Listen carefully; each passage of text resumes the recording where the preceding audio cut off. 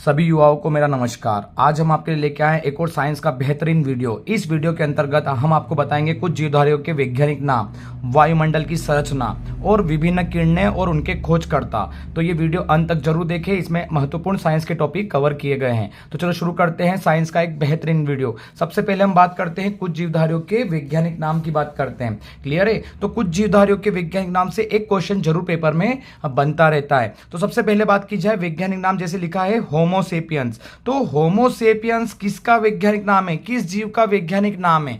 तो हम आपको इसको ट्रिक से याद करना सिखाएंगे। इस ट्रिक के द्वारा आप किसी का भी नाम आसानी से याद कर सकते हैं, उसका वैज्ञानिक नाम। क्लियर है? तो चलो होमोसेपियंस। तो होमो लिखा हुआ है, तो होम किसका होता है? तो आप बोलोगे सर होम किसका होता है जीवों में? तो मनुष्य का होता है। तो आप क्या बोलोगे?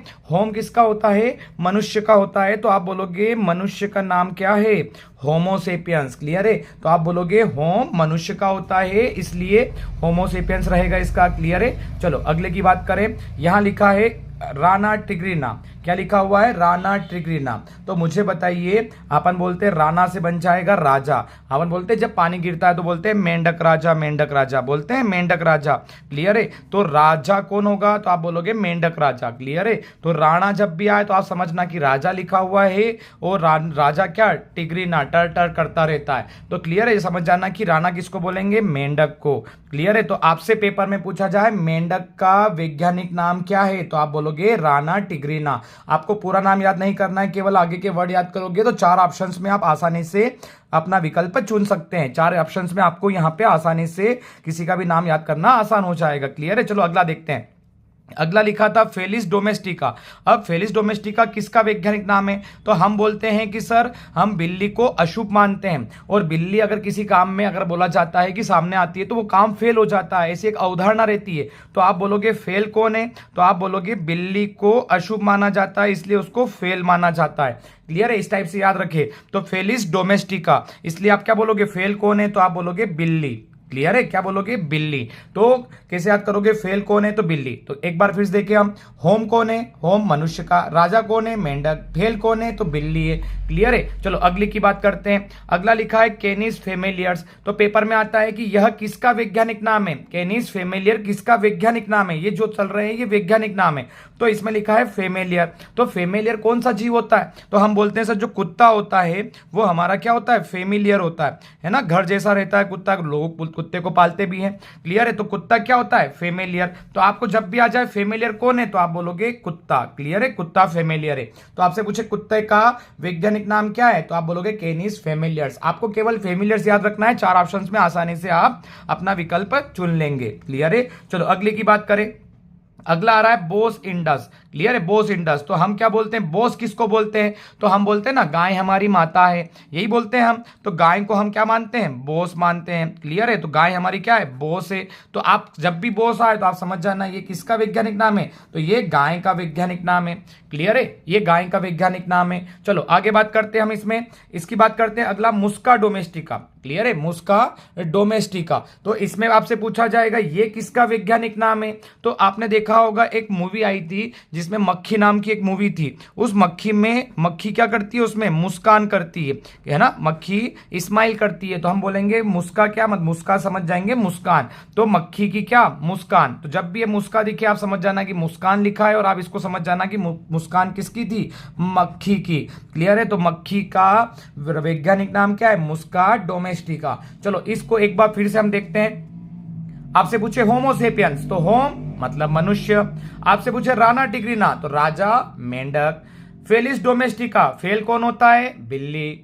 आपसे पूछे कैनिस फेमिलियर, तो फेमिलियर कौन? कुत्ता। याद हो जाएगा? क्लियर है? आपसे पूछे बोस इंडस किसका वैज्ञानिक नाम है? तो बोस क्या हो जाएगा? गाय। क्लियर है? मुस्का डोमेस्टिका, तो आप बोलोगे मुस्कान किसकी होती है? मक्खी की मुस्कान होती है। केवल आपको वर्ड ट्रिक वाले वर्ड याद करना है। क्लियर है? होम, राजा, फेल, फेमिलियर, बोस और क्या? मुस्कान। क्लियर है? चलो अगले वैज्ञानिक नाम देखते हैं। क्लियर है? अगले वैज्ञानिक के नाम की बात करें तो अगला आ रहा है मैग्नीफेरा इंडिका। क्या आ रहा है? Mangifera indica. अब मुझे बताइए मैग्नीफेरा में नाम छुपा हुआ है मैंगो। क्लियर है। मैग्नीफेरा में आप ये मान के चले कि मैंगो है, तो मैंगो किसे कहा जाता है? हिंदी में मैंगो को क्या कहा जाता है? आम कहा जाता है। क्लियर है, आम कहा जाता है। तो आप बोलोगे मैग्नीफेरा इंडिका किसका नाम है वैज्ञानिक नाम? तो आप बोलोगे ये आम का वैज्ञानिक नाम है। क्लियर है, आम का वैज्ञानिक नाम है। चलो अगला बात करते हैं, पेपर में आएगा ओरिजा सेटिवा, ये किसका वैज्ञानिक नाम है? क्लियर है, किस जीवधारी का वैज्ञानिक नाम है? तो जीवधारी नहीं, इसमें अगर बोला जाए तो ये फलों की बात हो जाएगी। क्लियर है, जैसे मैग्नीफेरा इंडिका तो ये फल का नाम आ गया। इसके पहले जो हम पढ़ के आए थे वो जीव थे, अब जो भी आ रहे हैं वो फलों के नाम आएंगे। क्लियर है, तो मैंगो किसका हो जाएगा? आम का। अब बोल रहे हैं सर ओरिजा सेटिवा ये किसका है? तो हम एक इसमें ट्रिक बनाते हैं, ओरिजा। क्लियर है, ये समझ के जा। तो एक लड़की है उसको बोल रहे हैं हम ओरिजा धान लेके आ। क्या बोल रहे हैं? ओरिजा धान लेके आ। तो आप समझ जाना, ओरिजा जब भी आए तो आप लाइन बना देना, ओरिजा क्या लेके आ? धान लेके आ। तो ओरिजा सेटिवा किसका वैज्ञानिक नाम है? तो धान का है। हम इसको केवल ट्रिक बना के याद करने की कोशिश कर रहे हैं और इस ट्रिक से आपको आसानी से याद भी हो जाएगा। क्लियर है, तो ओरिजा धान लेके आ। क्लियर है, चलो अगला देखते हैं। अगला क्या लिखा था? ट्रिटिकम एसिस्टिवियम। क्लियर है, अब ये बोला जाएगा तो ये किसका वैज्ञानिक नाम है? तो आपको पूरा नाम याद नहीं करना है, ये ट्रिटम करके जो लिखा हुआ है इसको बोल सकते हैं हम कि जब गेहूं को अगर अपन कच्चा चबाते हैं, तो गेहूं को जब कच्चा चबाते हैं तो टर्टर की आवाज आती है। क्लियर है, क्या आती है? टर्टर की आवाज आती है। तो आप समझ जाना ट्रिटिकम एसिस्टिवियम बोलते हैं जब, तो टर दिख जाएगा तो आप समझ जाना ये किसका वैज्ञानिक नाम है? गेहूं का वैज्ञानिक नाम है। क्लियर है, तो आप समझ जाएंगे। देखो एक बार फिर से देखते हैं हम, मैग्नीफेरा मैंगो किसका है? मैग्नीफेरा मतलब मैंगो आम का, ओरिजा धान लेके आ, ट्रिटिकम टर्टर गेहूं। क्लियर है, अब जैसे अगला आ रहा है पीसम, पीसियम सेटिवियम। ठीक है, तो पीसियम की बात करते हैं तो क्या होता है? पीस कर। अगर ऐसा बोला जाता है, ऐसा जैसे कचौरी बनती है तो कचौरी आलू की भी बनती है, कचौरी मटर की भी बनती है। तो ऐसा बोलते हैं मटर को पीस कर फिर उसकी क्या बनाओ? कचौरी बनाओ। तो पीस से क्या आ जाएगा? मटर को पीस कर कचौरी बनाओ। ऐसे करके एक लाइन याद करें आप केवल। तो पीसियम किसका नाम हो जाएगा? मटर का हो जाएगा। क्लियर है, तो पीसना किसको? मटर को पीस कर कचौरी बनाओ। इस टाइप से आप हिंट बना लो तो उसको कभी भूलेंगे नहीं। तो जब भी पीस लिखकर आए, लिखा हुआ पीसम लिखा हुआ है, समझ जाना पीस है और ये क्या हो जाएगा? मटर हो जाएगा। क्लियर है, चलो सीसर लिखा है, सीसर का अर्थेनियम करके लिखा हुआ है, तो इसका ये किसका वैज्ञानिक नाम है? किस फल का या किस फसल का वैज्ञानिक नाम है? तो आप सी से ही मालूम पड़ जाएगा। सी से क्या बन जाएगा? चना। तो ये क्या बन जाएगा? चना का वैज्ञानिक नाम है। क्लियर है, चने का वैज्ञानिक नाम पूछे आपसे तो सीसर अल्टेनियम। क्लियर है, चलो अगले की बात करते हैं, ब्रासिस का कंपेस्ट्रिस ये नाम लिखा है, ये किसका वैज्ञानिक नाम है? तो आप इसको कैसे याद करोगे कि जो अपन बोलते हैं कि सरसों का तेल निकाला जाता है, क्या निकालते हैं? सरसों का तेल निकालते हैं। पर तेल कैसे निकालते हैं? पहले उसको कंप्रेस किया जाता है। कंप्रेस समझ रहे? उसे दबाया जाता है, उसे निचोड़ा जाता है, तो कंप्रेस समझ लीजिए। यहाँ पे ये कंपेस्ट्रिस लिखा है लेकिन हम इसको कंप्रेस समझेंगे। तो आप बोलोगे सरसों का तेल निकालना है तो उसे क्या किया जाता है? कंप्रेस किया जाता है। तो आप ये बोल सकते हो कि ये किसका वैज्ञानिक नाम है? तो ये सरसों का वैज्ञानिक नाम है। चलो एक बार फिर से देखते हैं, आप इधर के नाम ना देखें, केवल इधर देखें। मैंगो आम, ओरिजा धान लेके आ, टिटकम गेहूं, पीसना क्या? तो बोले मटर। क्लियर है, सीसर मतलब सी से क्या? चना, और कंप्रेस क्या करते हैं? सरसों को। एक दो बार आप नोट करेंगे, आसानी से आपको ये याद हो जाएंगे। चलो हम देखते हैं आपको याद हुए कि नहीं। एक बार फिर से देखिए, हम सभी वैज्ञानिक नाम हमने इधर लिख लिए हैं। क्लियर है, और ये जीव के साथ साथ किसके हैं? फलों के और फसलों के भी वैज्ञानिक नाम है। क्लियर है, जीव के साथ साथ फसलों के भी नाम है। चलो आप एक एक करके मुझे बताइए। इसमें सबसे पहले बताइए होम, बोलिए आपको याद हो गया होगा पूरा। होम किसका होता है? बोले मनुष्य का। चलो राजा कौन है? मेरे साथ साथ बोलते चलिए, राजा कौन है? तो आप बोलोगे मेंढक राजा है। क्लियर है, आपसे पूछे फेल कौन होता है? तो फेल कौन? बिल्ली है। ये याद हो जाएगा एक बार फिर से, है ना? क्लियर है, चलो फेमिलियर कौन है? तो फेमिलियर बोलेंगे, कौन है फेमिलियर? कुत्ता फेमिलियर है। क्लियर है, आपसे पूछे बॉस कौन है? तो बॉस इंडिकस कौन था? तो आप बोलोगे गाय बॉस है। क्लियर है, मुस्का मतलब मुस्कान किसकी बात की गई थी हमने? तो मुस्कान में हमने किसकी बात की थी? मक्खी की बात की थी। क्लियर है, या यहां तक तो हमने जीवों की बात कर ली थी। क्लियर है, मनुष्य, मेंढक, बिल्ली। क्लियर है, आपको याद हो गया था होम, राजा, फेल, फेमिलियर, बॉस और क्या? मुस्कान। अब जो आ रहे थे वो फलों के नाम आ रहे थे और फसलों के नाम आ रहे थे। चलो मैग्नीफेरा, तो मैंगो किसका था? आम का। देखो डायरेक्ट पकड़ में आ जाएगा। ओरिजा, क्या लिखा है, ओरिजा। ठीक है, ओरिजा तो क्या लेके आ, धान लेके आ। ऑटोमेटिक हिंट आपको ट्रिक से पकड़ में आ जाएगी। क्लियर है। टिटकम लिखा हुआ था, टिटकम में क्या था, टर्टर। टर्टर का जब गेहूं को कच्चा चबाते हैं तो मुंह से टर्टर की आवाज आती है, तो क्या आ जाएगा, गेहूं। पीसम, पीसना क्या था, मटर को पीस कर क्या कचौरी बनाओ, तो हमारा ये क्या बन जाएगा, मटर। क्लियर है। आई होप आपको समझ में आ रहा होगा और आपको याद भी हो जाएगा। सीसर किसका, सी से बोला था तो क्या, चना था। क्लियर है। और ये था ब्रेसिस का कंप्रेस, कंप्रेस बोला था हमने, कंप्रेस्टिस मतलब कंप्रेस, कंप्रेस किसको, सरसों को दबाकर या कंप्रेस करके क्या निकाला जाता है, तेल निकाला जाता है, तो हम क्या बोलेंगे, सरसों। तो आई होप आपको ये पूरे वैज्ञानिक नाम याद हो गए होंगे। इन वैज्ञानिक नामों का एक ना एक क्वेश्चन व्यापम के एग्जाम में जरूर बनता है। क्लियर है। चलो अगले टॉपिक पे चलते हैं हम। अगले टॉपिक की बात करें तो अगला टॉपिक था हमारा विभिन्न किरणें और उनके खोजकर्ता की एक शानदार सी ट्रिक बनाई गई है। सर बहुत सारी किरणें होती है, बहुत सारी किरणें मतलब क्या, लघु किरणें, गामा किरणें, एक्स किरणें, अवरक्त किरणें, पराबैंगनी किरणें, उनके नाम लेते हैं और उनसे पूछा जाता है कि इनके खोजकर्ता कौन है। क्लियर है। तो किरणें तो बहुत सारी होती है और उनके खोजकर्ताओं के नाम भी बहुत सारे हैं, तो इसको याद करने के लिए हमने एक शानदार सी ट्रिक बनाई है। क्लियर है। इस ट्रिक को पढ़ने के बाद आपको सभी किरणों और उनके खोजकर्ता आसानी से याद हो जाएंगे। क्लियर है। तो चलो इस ट्रिक पर आते हैं हम।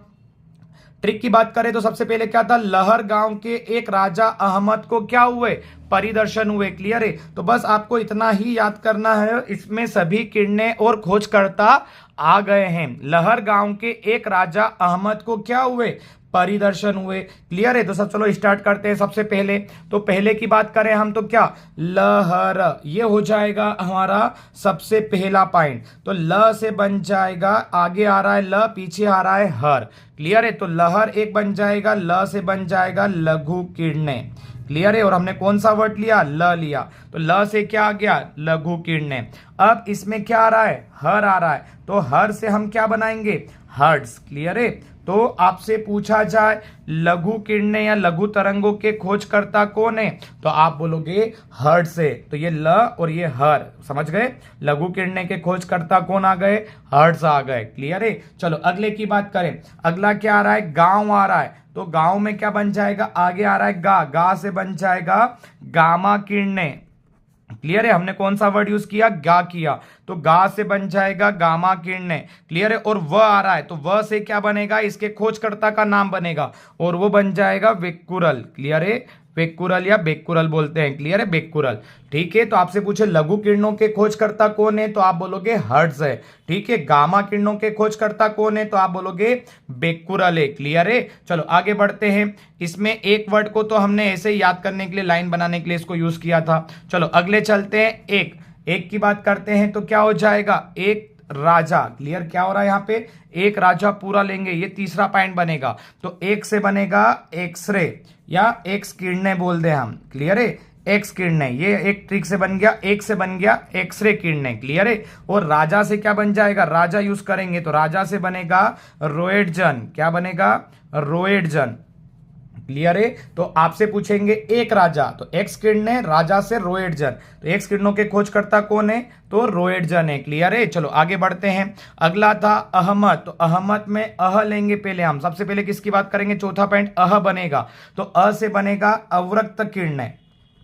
क्लियर है। अ से क्या बनेगा, अ से बनेगा अवरक्त किरणें, और पीछे बन रहा है ह, तो ह से हमारा पॉइंट बन जाएगा हर्षेल। क्लियर है। क्या बनेगा, हर्षेल। ये तो मैं ट्रिक वाले वर्ड लिख रहा हूं, अह, एक राजा, गांव, लहर। क्लियर है।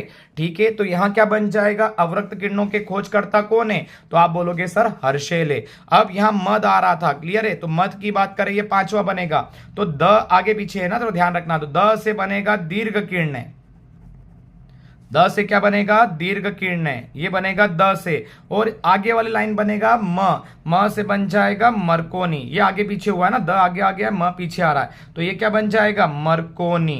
क्लियर है। तो आप क्या बोलोगे, आपसे पूछेंगे दीर्घ किरणों के खोजकर्ता कौन है, तो मरकोनी है। क्लियर है। ट्रिक समझ में आ रही होगी। एक बार फिर देखें, यहां ध्यान दीजिए, लघु किरणों के खोजकर्ता हर्ट्ज, गामा किरणों के खोजकर्ता वेक्कुरल।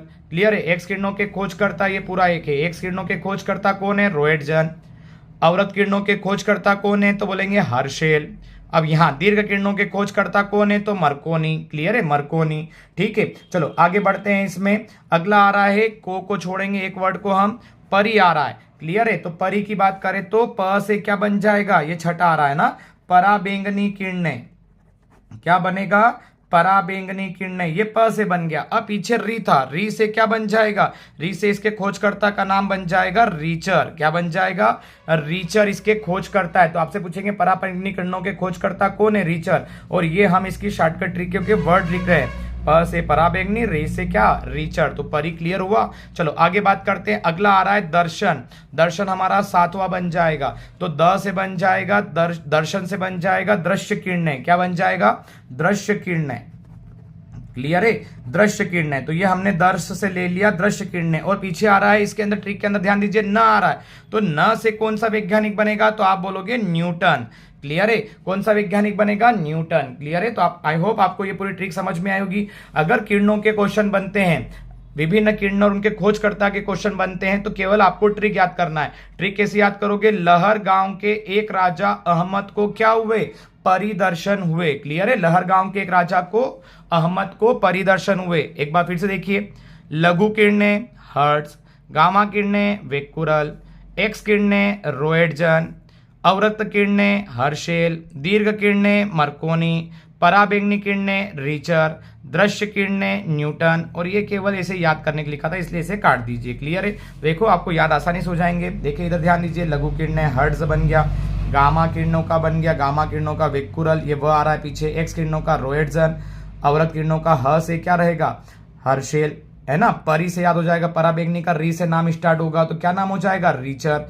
दृश्य किरणों का क्या बन जाएगा? न्यूटन। तो केवल आप ट्रिक याद कीजिए। क्लियर है, ट्रिक से आपको पूरे किरणें और उनके खोजकर्ता आसानी से याद हो जाएंगे। क्लियर है, ये इसकी ट्रिकें थी। क्लियर है, आसानी से याद हो जाएगा। चलो अगले टॉपिक पे चलते हैं। अगले टॉपिक की बात की जाए तो अगला टॉपिक भी इंपॉर्टेंट है अपने हमारे लिए, वायुमंडल की संरचना। क्लियर है, तो ऐसा बोला जाता है कि वायुमंडल को कितनी परतों में बांटा गया है? क्लियर है, तो ऐसा बोला जाता है वायुमंडल को 5 परतों में बांटा गया है। क्लियर है, कितनी परतों में? 5 परतों में बांटा गया है, 5 परतों में। अब 5 परत कौन कौन सी होती है वो बात करें, है ना। तो इसके लिए भी एक ट्रिक बना रखी है जो आपको क्रम से याद हो जाए।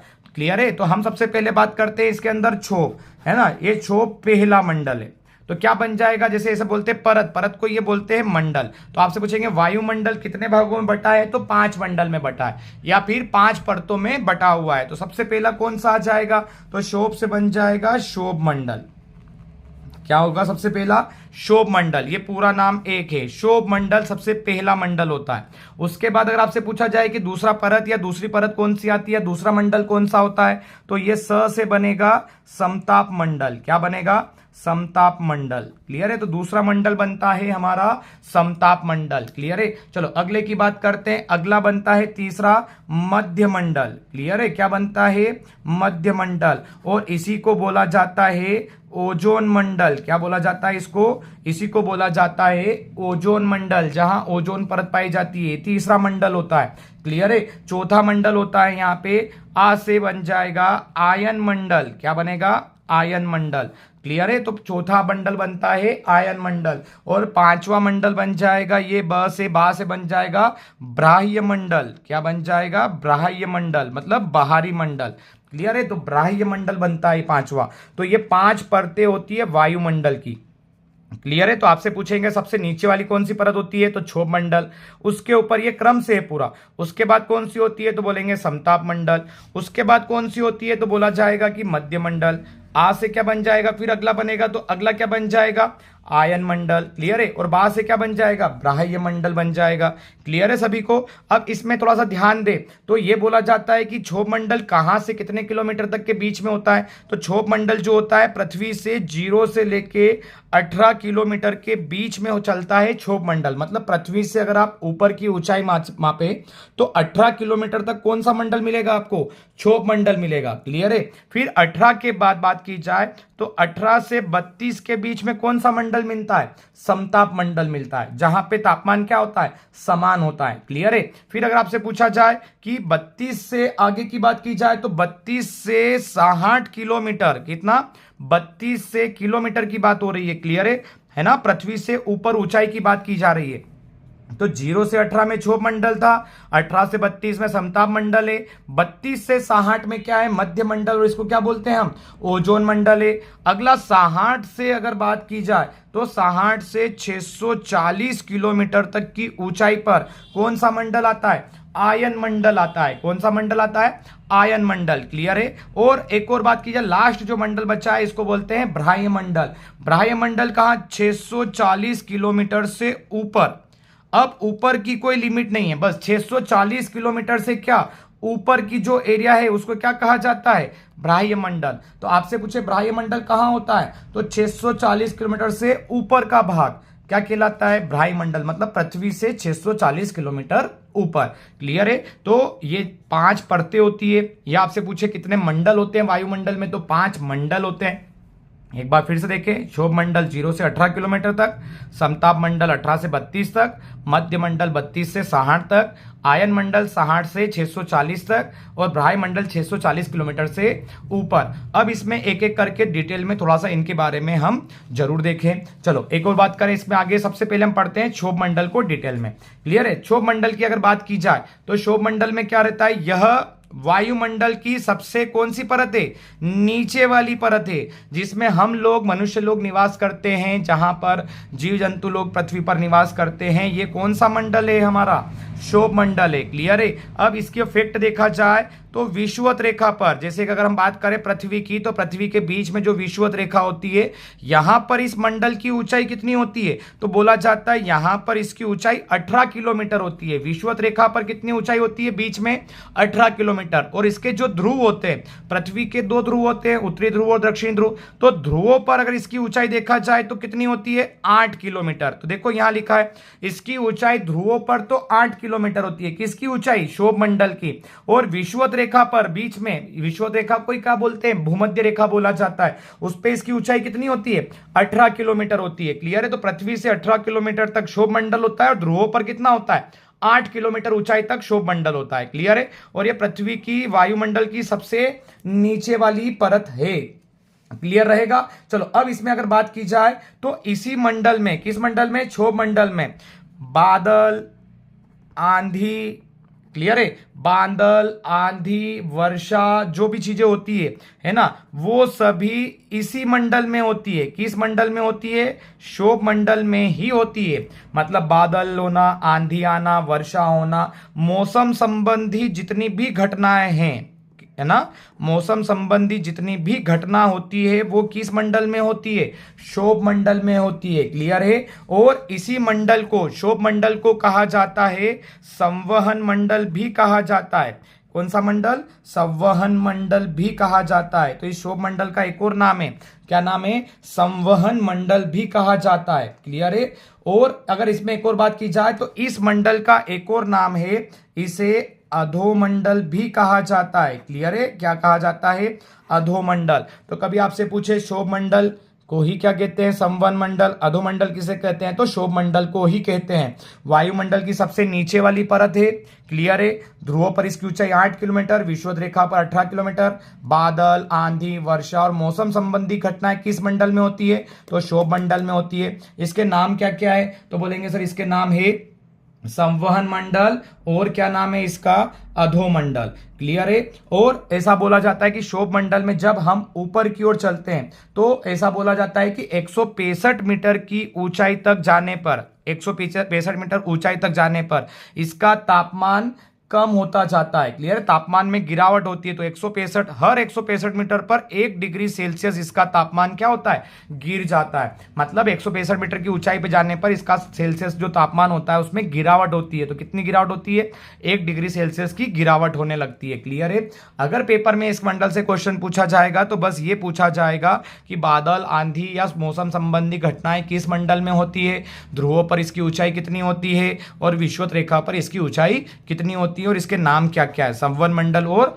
अधोमंडल। चलो क्लियर है। क्षोभ मंडल हम पढ़ चुके। अगले मंडल पे आते हैं फिर समताप, समताप के बाद मध्य, आयन और बाह्य। चलो सबसे पहले बात करते हैं समताप मंडल की। क्लियर है। समताप मंडल की बात करें तो क्या है, समताप मंडल को थोड़ा सा पढ़िए। समताप मंडल 18 से 32 किलोमीटर की ऊंचाई तक है।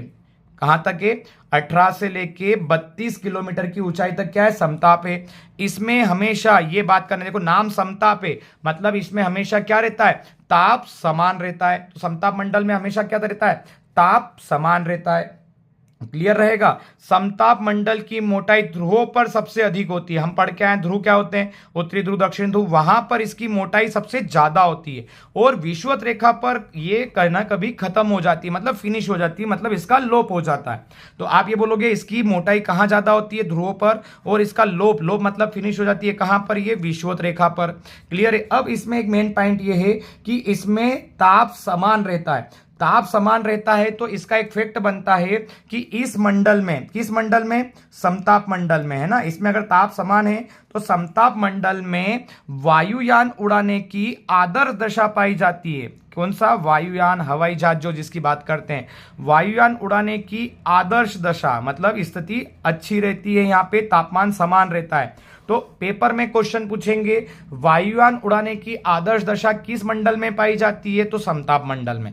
या पूछा जाए वायुयान किस मंडल में उड़ते हैं? तो आप बोलोगे समताप मंडल में वायुयान उड़ते हैं। इस मंडल में अगर हम बात की जाए तो बादल, आंधी, तूफान, मौसम संबंधी जितनी भी घटनाएं होती है, मौसम संबंधी घटनाएं, है ना, मौसम संबंधी जितनी भी घटनाएं होती है वो यहां नहीं होती है। मतलब समताप मंडल में बादल, आंधी, तूफान और मौसम संबंधी घटनाएं इस मंडल में नहीं होती है। मतलब नहीं होती है, मतलब यहां क्या होता है? तापमान समान होता है। और ये घटनाएं कहां होती थी? क्षोभ मंडल में होती थी, लेकिन समताप मंडल में ये घटनाएं नहीं होती है। इसीलिए इस मंडल में वायुयान उड़ाने की आदर्श दशा पाई जाती है। लेकिन इसका एक क्वेश्चन बनता है कि इस मंडल में कभी कभी, है ना, विशेष प्रकार के, कभी कभी इस मंडल में, ध्यान रखना, कभी कभी इस मंडल में विशेष प्रकार के बादल बनते हैं। विशेष प्रकार के, है ना, बादलों का निर्माण होता है। कभी कभी बादलों का क्या होता है? निर्माण होता है ना। ध्यान रखना क्या बात कर रहे हैं? कभी कभी इस मंडल में विशेष प्रकार के बादलों का निर्माण होता है और इन बादलों को क्या कहा जाता है? मुलाभ मेघ। और ये क्वेश्चन पीएससी लेवल तक बन चुका है कि मुलाभ मेघ किस मंडल में बनते हैं? तो समताप मंडल में बनते हैं। लेकिन ये स्थिति कभी कभी निर्मित होती है केवल, और इनको विशेष प्रकार के मेघ, मेघ मतलब बादल बोला जाता है। क्लियर है? तो कभी कभी इस मंडल में विशेष प्रकार के बादलों का निर्माण होता है और उन बादलों को क्या कहा जाएगा? मुलाभ मेघ कहा जाता है। क्लियर है? आपको आसानी से समझ में आ गया होगा। समताप मंडल 18 से 32 तक होता है। मौसम संबंधी घटनाएं नहीं होती है। इसका तापमान, इस मंडल में तापमान समान रहता है, इसलिए इसमें वायुयान उड़ाने की आदर्श दशा पाई जाती है। और कभी कभी इसमें मुलाभ मेघ का भी निर्माण होता है। क्लियर है? चलो अगले मंडल की बात करें। अगला मंडल आ रहा है ओजोन मंडल। क्लियर है? ओजोन मंडल को ही हम बोल रहे हैं मध्य मंडल। क्लियर है? मध्य मंडल बोला जाता है। देखो धरातल से 32 से 60 किलोमीटर के मध्य क्या होता है? ओजोन मंडल। 32 से लेके 60 के बीच। इस मंडल में नाम से ही पता है कौन सी गैस? ओजोन गैस की एक परत पाई जाती है। ओजोन गैस, है ना। तो आपसे पूछे ओजोन गैस कहां मिलती है? तो ये ओजोन मंडल में, जो सूर्य से आने वाली पराबैंगनी किरणों को क्या कर लेती है? अवशोषित कर लेती है। इसलिए इसे पृथ्वी का क्या कहा जाता है? सुरक्षा कवच कहा जाता है। तो आपसे पूछेंगे पृथ्वी का सुरक्षा कवच किसे कहा जाता है? तो ओजोन गैस को, या ओजोन गैस की जो परत होती है उसे कहा जाता है। और ये ओजोन गैस किस मंडल में पाई जाती है? ओजोन मंडल में पाई जाती है या मध्य मंडल में पाई जाती है। इसकी पृथ्वी से ऊंचाई कितनी है? तो 32 से लेकर 60 किलोमीटर के मध्य इसकी ऊंचाई होती है। क्लियर है? अगर आपसे पूछा जाए जो ओजोन गैस की परत होती है, जैसे कि ओजोन गैस की जो परत है, क्लियर है, इसे नुकसान किससे हो रहा है ना, इसका क्वेश्चन पूछते हैं कि इसे नुकसान किससे होता है। तो इसको नुकसान करने वाली गैस का नाम क्या है? CFC gas. कौन सी गैस है? सीएफसी गैस, जिसे बोला जाता है क्लोरोफ्लोरोकार्बन। क्या बोला जाता है? क्लोरोफ्लोरोकार्बन। इस गैस की वजह से ओजोन गैस में क्या हो रहा है? ओजोन गैस की परत में छेद हो रहा है। क्लियर है ना। इस किसकी वजह से हो रहा है? सीएफसी गैस से। अगर आपसे पूछा जाएगा ये सीएफसी गैस किस कारण से उत्पन्न होती है और ये कहां बनती है, तो जो एसी होता है, एसी मतलब एयर कंडीशनर हम हमारे घरों में लगाते हैं ठंडक के लिए, है ना, एसी, और जो रेफ्रिजरेटर होता है, रेफ्रिजरेटर मतलब फ्रिज की बात की जा रही है, एसी, रेफ्रिजरेटर आदि ऐसे सामानों में सीएफसी गैस पाई जाती है और ये गैस जो ऊपर जाके ओजोन गैस परत को क्या कर रही है? नुकसान कर रही है। क्लियर है। अगर आपसे पूछा जाए कि अगर इस परत जो ऊपर ओजोन गैस की जो परत है, क्लियर है, ओजोन गैस की जो परत पाई जाती है, इसकी मोटाई किस हिसाब से नापी जाती है? मोटाई किस यंत्र से मापी जाती है? मोटाई मापने का इकाई क्या होती है? तो मोटाई मापने की इकाई होती है, तो आपसे पेपर में कितनी ही बार क्वेश्चन पूछा है कि ओजोन गैस की मोटाई मापने की इकाई क्या है, तो आप बोलोगे डाप्सन है। क्या बोलोगे? ओजोन गैस परत की मोटाई नापने की इकाई क्या है? डाप्सन है ना। ओजोन गैस की मोटाई नापने की इकाई को क्या कहा जाता है? डाप्सन कहा जाता है। क्लियर है। आई होप आपको अच्छे से समझ में आया होगा। ओजोन मंडल 32 से 66 के बीच, इसमें ओजोन गैस की परत पाई जाती है जो सूर्य से आने वाली पराबैंगनी किरणों को अवशोषित करती है, इसलिए ओजोन गैस को पृथ्वी का सुरक्षा कवच कहा जाता है। लेकिन इस ओजोन गैस परत को नुकसान हो रहा है, तो वो किस गैस से हो रहा है? सीएफसी गैस से हो रहा है, जिसको बोला जाता है क्लोरोफ्लोरोकार्बन। सीएफसी गैस किस में पाई जाती है? तो एयर कंडीशनर में और रेफ्रिजरेटर में ये गैस पाई जाती है। एसी, एयर कंडीशनर और रेफ्रिजरेटर में ये गैस पाई जाती है। ओजोन परत की मोटाई नापने की इकाई क्या है? तो आप बोलोगे ओजोन परत मापने की इकाई क्या है? डाप्सन होती है। क्लियर है। चलो अगले मंडल की बात की जाए, तो अगले मंडल की बात होती है तो आता है आयन मंडल। क्लियर है। तो आयन मंडल में इसकी ऊंचाई क्या रहती है? 60 से 640 किलोमीटर के बीच होती है। कौन सा चौथा मंडल आ रहा है हमारा? इसमें ऊंचाई 60 से कहां तक रहती है? 640 किलोमीटर तक होती है। यह भाग में वायु दाब बहुत कम होता है, कम वायु दाब का होता है। यह जो भाग होता है यह कम वायु दाब का होता है। अब इसमें लेयर और रेडियो तरंगे पाई जाती है। क्लियर। तो इस मंडल में सबसे नीचे डी लेयर से लॉन्ग रेडियो वेव, लंबी तरंग दैर्घ्य रेडियो की, और E1, E2 और F1, F2 ये परत रहती है यहाँ पे, डी लेयर, ई, एफ, है ना, ये परतों से शॉर्ट रेडियो वेव परावर्तित होती है। मतलब इस आयन मंडल में आप ये बोलोगे कि तरंगे निकलती है, तरंगे परावर्तित होती है। जो पृथ्वी से तरंगे जाती है यहां से इन परतों के द्वारा डी लेयर, E1, E2 इनसे वापिस से क्या हो जाती है? परावर्तित होकर पृथ्वी पर आती है। जैसे अगर बात की जाए, अभी हम टेलीफोन यूज कर रहे हैं, मोबाइल यूज कर रहे हैं, तो ये भी तरंगों के द्वारा चल रहा है। तो ये तरंगे सैटेलाइट से रिटर्न आ रही है। तो ये जो जितने भी सैटेलाइट चीजें हैं वो कहां रहती है? आयन मंडल में। तो एक बार फिर से देखें, इस मंडल में जो नीचे वाली डी लेयर है ये लंबी तरंगे भेजती है, रेडियो तरंगे, और E1, F1, F2 ये परावर्तित कौन सी करती है? शॉर्ट रेडियो, मतलब छोटी तरंगों को परावर्तित करती है, जिसके फलस्वरूप पृथ्वी पर रेडियो भी तरंगों चलता है। टेलीविजन, डिश टीवी की बात की जाए, टेलीफोन, हमारे मोबाइल की बात की जाए, रडार के जो साधन है आदि की सुविधा किससे प्राप्त होती है? इन तरंगों के द्वारा। तो हम ये बोल सकते हैं कि ये जो मंडल है, इस मंडल में कौन से संचार उपग्रह, जो सैटेलाइट होते हैं संचार के, वो इस मंडल में क्या स्थापित किए जाते हैं? कहां स्थित होते हैं संचार उपग्रह? अगर आपसे पूछेंगे तो आप क्या बोलोगे?